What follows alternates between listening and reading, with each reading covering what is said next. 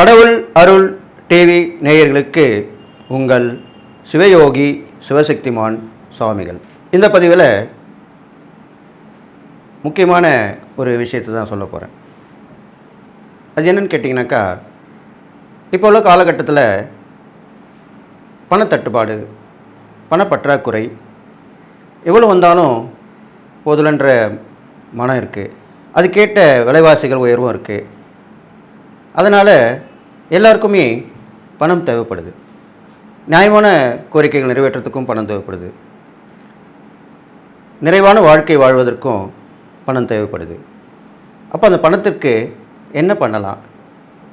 நிறைய பேர் சொல்லியிருக்காங்க, நாங்கள் உடல் உழைப்பை கொடுக்குறோம், ரொம்ப கஷ்டப்படுறோம், பல விதமான முயற்சியில் இறங்கி பண்ணுறோம், கோயிலுக்கெல்லாம் போயிட்டு வரோம், லக்ஷ்மியை வழிபடுறோம், குபேரனை வழிபடுறோம், அப்படியும் பணம் வரல. நிறைய பேர் சொன்ன விஷயங்கள்லாம் அதை பயன்படுத்தி வரோம், அப்போவும் பணம் கைக்கு வர மாட்டுது. தடங்களாக இருக்குது. இன்னொரு கையிலேருந்து வரத்துக்கு கஷ்டமாக இருக்குது. எங்களுக்கு வீட்டில் அந்த லக்ஷ்மி கடாட்சமே வரமாட்டுது. இதுக்கெல்லாம் நாங்கள் என்ன பண்ணணும் அப்படின்னு என்கிட்ட நிறைய பேர் கேட்டிருக்காங்க. அதனால தான் இந்த முக்கியமான பதிவு. இது வரைக்கும் மகாலட்சுமி கடாட்சம் வீட்டில் இருக்கணும்னா எப்படி, பணம் தடங்களின்றி வர்றதுக்கு எப்படி, எப்பயுமே பண நடமாட்டம் இருக்கணும், இதுக்கெல்லாம் நிறைய பேர் சொல்லியிருக்காங்க. நிறைய பேர் பார்த்துருப்பீங்க, கேட்டிருப்பீங்க, எல்லாருமே நீங்கள் பயன்படுத்தியிருப்பீங்க. இது ரொம்ப முக்கியமான பதிவு. எல்லாமே முறைப்படி செய்யணும். முறைப்படி செய்யாமல் நம்ம பாட்டுக்கு ஒரு கண்ணால் பார்த்ததும் காதால் கேட்டதும் செஞ்சால் அது ஒரு பலனும் தராது.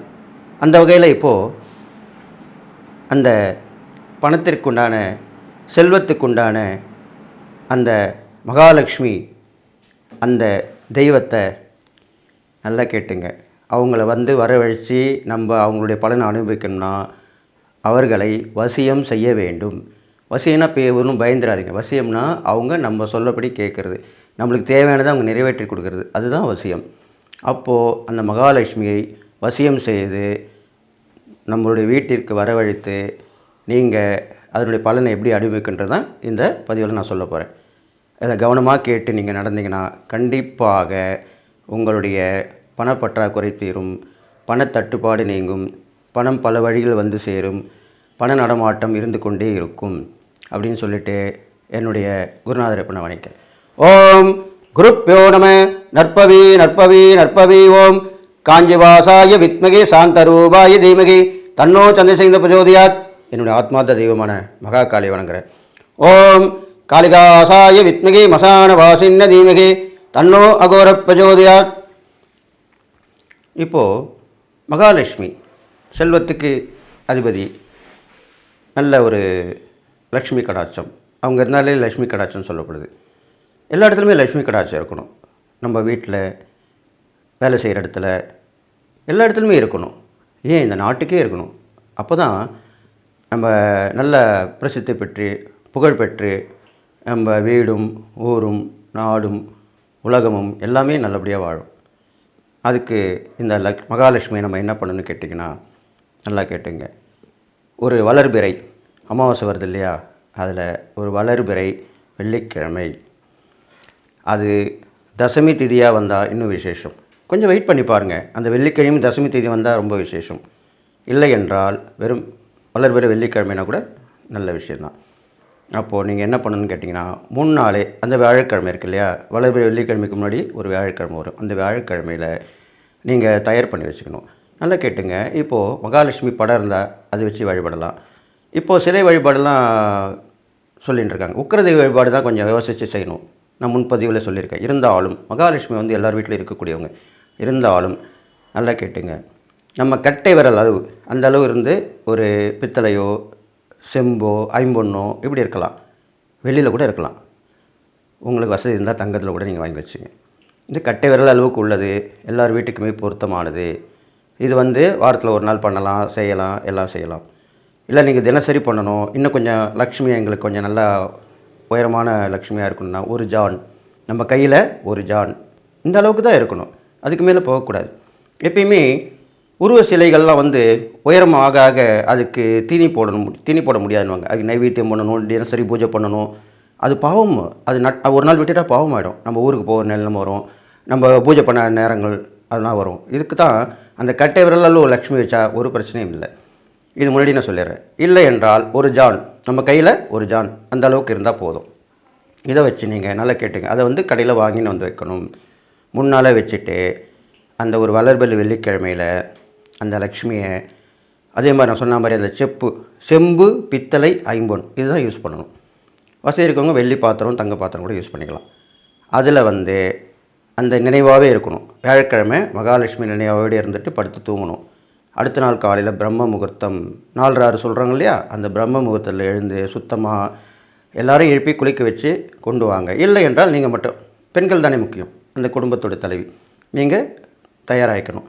தயாராகிக்கிட்டு மஞ்சள் பச்சை சிகப்பு இந்த 3 நிறத்தில் உள்ள புடவையோ ஜாக்கெட் அணிந்து அந்த பயபக்தியோடு வந்து அந்த மகாலட்சுமி சிலையை எடுத்து முன்னுமே சொன்ன மாதிரி அந்த செம்பு பாத்திரம் பித்தளை பாத்திரம் ஐம்பொன் பாத்திரம் இதுவே போதுமானது. அந்த பாத்திரத்தில் இந்த மகாலட்சுமி வச்சு அது மூழ்கிற அளவுக்கு தண்ணி விடணும். அதனால் முதல்ல வந்து தண்ணியில் தான் இருக்கணும். அந்த தண்ணி வந்து கடல் நீராக நீங்கள் முன்னாடியே தயார் பண்ணி வச்சுக்கிட்டீங்கன்னா ரொம்ப விசேஷம். அப்படி இல்லை என்றால் சுத்தமான தண்ணீர் இல்லை, அந்த சுத்தமான தண்ணீரில் கொஞ்சம் பன்னீர் கலந்துக்கலாம். இது மாதிரி அந்த ஜலத்திலே ஜலம் என்று சொல்லக்கூடிய அந்த தண்ணியில் அந்த மகாலட்சுமி விடணும். இது குறைஞ்சது ஒரு 11 நாள் இருந்தால் போதும். நான் அதுதான் எல்லா பதிவுகளும் சொல்லிட்டு வரேன். நிறைய 48 நாள் இருக்கணும், ஒரு மண்டலம் அது மாதிரிலாம் இருக்கணும்லாம் அவசியம் இல்லை. வீட்டுக்கு தான் நம்ம பண்ணுறோம். அதனால் 11 நாட்கள் அந்த ஜலத்தில் இருக்க வேண்டும். அந்த ஜலத்தில் இருக்கும்போது தூபதீபம் காட்டி வரணும். தூபதீபம் என்றால் ஊதுவத்தி புகையும் சாம்பிராணி அல்லது கற்பூரம் இல்லை ரெண்டுமே சேர்த்து பண்ணலாம். இதை காமிச்சிட்டு வணங்கிட்டு வரணும். அப்போது அது வணங்கும்போது மகாலட்சுமியோட காயத்ரி ஓம் மகாதேவ்ஷ வித்மகே விஷ்ணு பத்னீச தீமகே தன்னோ லக்ஷ்மி பிரஜோதயாத் அப்படின்ற மகாலட்சுமி காயத்ரி சொல்லலாம். ஸ்லோகம் இருக்குது. ஓம் மகாலட்சுமி மகாகாளி மகாகன்யா சரஸ்வதி போகவைபவ சந்தாத்ரி பக்தனுக்கிரக காரிணி இந்த ஸ்லோகத்தை சொல்லிட்டு வரலாம். ஓம் ஸ்ரீம் கமலே கமலாலய பிரசீத சகல சௌபாக்கியம் தேகிமே. ஓம் ஸ்ரீம் க்ரீம் ஸ்ரீம் நமோ மகாலட்சுமி நமோ நமக இதுவும் சொல்லலாம். இந்த காயத்ரி சொல்லலாம். இது லக்ஷ்மியோட காயத்ரி. இது ரொம்ப விசேஷமான காயத்ரி. இதெல்லாம் சொல்லிட்டு வரலாம். உங்களுக்கு புத்தகங்கள்லாம் இப்போ நிறைய கிடைக்குது. அது ஆன்மீக புத்தக நிலையத்தில் போனீங்கன்னா இந்த மகாலட்சுமி ஸ்தோத்திரம் ஸ்லோகம் காயத்ரி பாடல்கள் எல்லாமே கிடைக்கும். இதெல்லாம் பண்ணிட்டு வரலாம், பாட்டு பாடிட்டு வரலாம். இந்த 11 நாட்கள் அந்த நீரிலே சுத்தமான நீரிலே நல்லா கேட்டுங்க, அதில் இருக்கணும். 11 நாள் இருக்கணும். அதன் பிறகு 11 நாட்கள் முடியுது இல்லையா, அடுத்ததாக அந்த 12வது நாள் அந்த நெல் சொல்கிறோம் இல்லையா, பூமியில் போடணும்னுவாங்க, நெல்லில் போடணும்னுவாங்க. அந்த நெல் சுத்தமான நெல் இந்த முடிகிற நாளுக்கு முன்னாடியே வாங்கி வச்சிடணும். வாங்கி வச்சுட்டு அந்த தண்ணி எடுத்துகிட்டு தண்ணியை பத்திரப்படுத்தி ஒரு பாட்டிலில் வச்சுக்கணும். சரிங்களா? அதன் பிறகு அந்த நெல்லில் வந்து 11 நாள் போட்டு வைக்கணும். அப்போ அதே மாதிரி தூபதீபம் காட்டி இந்த மந்திரங்கள் காயத்ரி பாடல்கள் பாடி வரலாம். அடுத்த 11 நாள் கடைசியான 11 நாள் அந்த நெல் அது வந்து நீங்கள் அளந்து பார்த்தீங்கனாலே அதில் முதல்ல நிறைக்கும் போது அளந்து பாருங்கள். அதுக்கப்புறம் அந்த 11 நாள் கழிச்சு அளந்து பாருங்கள். கண்டிப்பாக கொஞ்சம் கூட தான் இருக்கும். இது வந்து அதிசயம் நடக்கும். இதுதான் அந்த தெய்வ கடாட்சம். அது மாதிரி அந்த 11 நாள் முடிஞ்சிடும். 2வது 11 நாளில் நெல் எடுத்து அதுவும் பத்திரப்படுத்தி வச்சுங்க. 3வது 11 நாள் சொர்ணம்னு சொல்லுவாங்க. சொர்ணம்னா என்ன, காசு தான். பெரும்பாலும் எல்லாம் இந்த இரும்பு காசு தான் போடுறாங்க. நீங்கள் என்ன பண்ணுங்கள், இந்த பித்தளை காசு வருதுல, 5 ரூபாய் 10 ரூபாய் இது கிடச்சா நல்லது. அதிலே போட்டு வைங்க. ஏன்னா நம்ம லக்ஷ்மியை வழிசெய்யம் பண்ண போகிறோம், பணம் வரப்போகுது.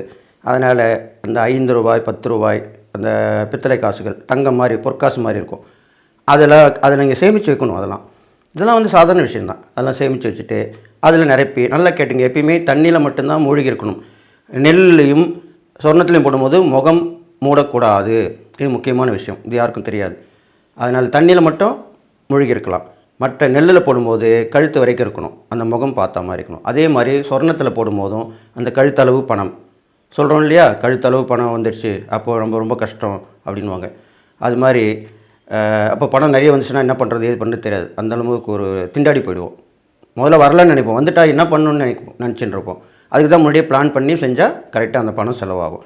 அப்போ அந்த சொர்ணத்தை அந்த கழுத்தளவு நிரப்பி அது ஒரு 11 நாள், கடைசியாக 11 நாள். அப்போ 11 நாள் ஆச்சு 33ன்றது என்ன, மகாலட்சுமியோடைய எண்.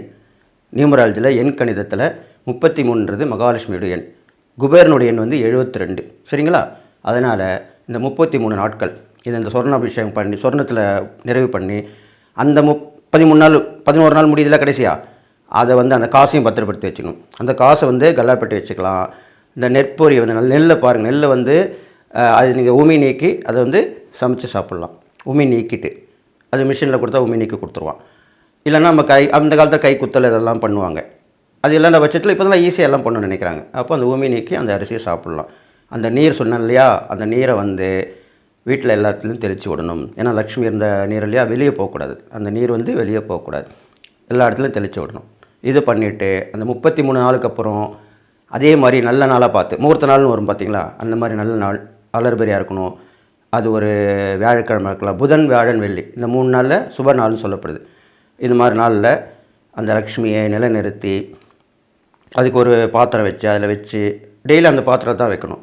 அபிஷேகம் நல்லா கேட்டுங்க. அபிஷேகம் வந்து முதல்ல வந்து பால் அபிஷேகம், ஒரு மண்டலம் பால் அபிஷேகம் 48 நாள். அந்த 33 நாள் கழிந்த உடனே 48 நாட்கள் தொடர்ந்து பசும் பால், இப்போலாம் பசும் பால் கிடைக்குது, அந்த பசும் பாலில் அபிஷேகம் பண்ணிவிட்டு வரணும். அப்போது நைவேத்தியம் வச்சு பண்ணலாம். அந்த 48 நாள் முடிஞ்சதுக்கப்புறம் தான் நீங்கள் ஒவ்வொரு வெள்ளிக்கிழமையும் எல்லா அபிஷேகம் பண்ணலாம். மற்ற நாளில் சாதாரணமாக டெய்லியும் பண்ணணும், தினசரி பண்ணணும். இதெல்லாம் பண்ணிவிட்டு வரணும். இதெல்லாம் பண்ணிவிட்டு நல்லா கேட்டிங்கெல்லாம் பண்ணி முடித்த பிறகு அந்த 48 நாள் மண்டலம் நான் அந்த பிரதிஷ்டை பண்ண போகிறீங்க இல்லையா, அன்றைக்கி நாள் நான் சொல்கிறேன். அன்றைக்கி வந்து எல்லாம் பண்ணிவிட்டு கும்பாபிஷேகம் மாதிரி தான், ஒரு சின்னதாக ஒரு வீட்டில் ஒரு ஓமம் வளர்க்கலாம். ஆளுங்களை வசதி இருந்தால் ஆச்சாரியார் கூட்டு வந்து ஓமம் வளர்க்கலாம். இல்லைன்னா நீங்கள் கூட சன்னதாக என்ன பண்ணால் ஒரு அகண்ட பாத்திரம் எடுத்து அதில் அந்த சொல்லுவாங்க இல்லையா, அந்த ஓமத்துக்கு உண்டான கட்டை சொல்லுவாங்க, அதை வந்து போட்டுட்டு அதில் கொஞ்சம் நெய் விட்டு இதெல்லாம் பண்ணிட்டு வரணும். ஓமத்திரவியம் கடையில் கேட்கும், அதை வாங்கி போட்டுட்டு ஓமம் வளர்த்து அந்த மகாலட்சுமி மந்திரங்கள் காயத்ரி அதெல்லாம் சொல்லிட்டு வரலாம். சொல்லிட்டு வந்து முடிச்சுட்டு உடனே ஒரு கலசத்தில் நீர் வச்சு, சின்ன கலசமாக கூட இருக்கலாம், அதை வந்து அந்த அபிஷேகம் பண்ணணும். பண்ணிவிட்டு அதுக்கப்புறம் தான் அடுத்துல வந்து பால் அபிஷேகம். கோயிலில் பண்ணுற மாதிரி தான். இது சிம்பிள். சிறிய லெவலில் பண்ணுறோம், அது பெரிய லெவலில் பண்ணுவாங்க. இதை பண்ணிவிட்டு அது பண்ணும்போது அது பண்ணி முடித்த உடனே நல்லா கேட்டுங்க, அன்னையிலேருந்து நீங்கள் ஓம் மகாலட்சுமி வசி வசி ஸ்வாஹா, இதுதான் ரொம்ப முக்கியமானது. இதுதான் வசிய மந்திரம். இது வந்து சிம்பிளான மந்திரம், இது கொடுத்துருக்கேன் உங்களுக்கு. ஓம் மகாலட்சுமி வசி வசி ஸ்வாஹா. வசி வசி ஸ்வாகானா உங்களுக்கு அந்த வசியம் ஆகணுன்றது. இதில் வந்து நீங்கள் தொடர்ந்து 1,08,000 ஊரை கொடுக்கணும். 1,08,000 இது வந்து தொடர்ந்து நீங்கள் பண்ணிட்டு வரணும். நீங்கள் கணக்கு நோட் பண்ணி வச்சுட்டு வரலாம். ஒவ்வொரு தடையும் 108, 1008 இப்படி சொல்லிட்டு வரலாம். இதெல்லாம் பண்ணிட்டு வந்தீங்கன்னா மகாலட்சுமி வசியமாகி உங்களுக்கு இந்த 48 நாள் முடிஞ்ச மண்டல பூஜை முடிஞ்ச உடனே கண்டிப்பாக தடங்கள் இன்றி எல்லா பணநடம் போட்ட வரும், எல்லா நலவும் பெற்று வாழ்வீங்க. உங்களுக்கு நீங்களே ஆச்சரியப்படுங்க. பக்கத்தில் இருக்கிறவங்க என்ன பண்ண திடீர்னு என்ன ஆச்சு, இவருக்கு எல்லாமே நல்லபடியாக வருது, இவர் கேட்கலாம் கிடைக்குது, போரெல்லாம் சக்ஸஸ் ஆகுது, நிறைய பொருட்கள் வீட்டில் வாங்கி குவிக்கிறாரு, நல்ல நிலைமைக்கு வந்துட்டுருக்காங்களே அப்படின்னு எல்லோரும் பேச ஆரம்பிச்சிருவாங்க. இதுதான் உண்மையான விஷயம், நிதர்சனான உண்மை. அதனால் மகாலட்சுமி இந்த மாதிரிக்கு தான் வசியம் செய்து பூஜை பண்ணி கொண்டு வரணும். இது மாதிரி பண்ணிங்கன்னா உங்களுக்கு எல்லா நாளும் பெற்று வாழ்வீங்க அப்படின்னு சொல்லிட்டு என்னுடைய உபாசன தெய்வமான மகாவாராகியை இப்போ நான் வணங்குறேன். இது ஒன்று முடிவில் நல்லா கேட்டுங்க. அந்த கும்பாபிஷேகம் பண்ணி முடிக்கிறீங்களா, அன்றைக்கி வந்து ஒரு நைவேத்தியம் பண்ணி வீட்டில் எல்லாம் கொடுத்துட்டு வெளியில் உள்ளவங்களுக்கும் கொடுத்துட்டு வரணும். வெளியில் கோயிலில் போய் கொடுத்துட்டு வரலாம். அன்றைக்கி கோயிலில் போயிட்டு வரணும். கோயிலில் போய் கொடுத்துட்டு வேண்டிக்கிட்டு வரணும். அன்னதானம் பண்ண முடிஞ்சாலும் பண்ணிட்டு வரலாம். இதை பண்ணிவிட்டு இது மாதிரி பண்ணிட்டு வந்தீங்கன்னாக்கா ரொம்ப நல்ல விஷயங்கள் நடக்கும்னு சொல்லிவிட்டு என்னுடைய உபாசன தெய்வமான மகாவாரை இப்போ நான் வணங்குறேன். ஓம் மகிஷத் பஜாய வித்மகே சண்டகஸ்தாய திமிகே தன்னோ வாராகி பிரஜோதியாத். வாராகி உடைய அருள் உங்கள் பரிபூர்ணமாக சொல்லி வாழ்த்தி விடைபெறுகிறேன். நன்றி, வணக்கம். கடவுள் அருள் டிவியை பார்த்தமைக்கு நன்றிகள். மேலும் இது போன்ற தகவல்களை தெரிந்து கொள்ள கடவுள் அருள் டிவியை சப்ஸ்கிரைப் செய்யுங்கள். மறக்காமல் பெல் ஐக்கானை கிளிக் செய்யுங்கள்.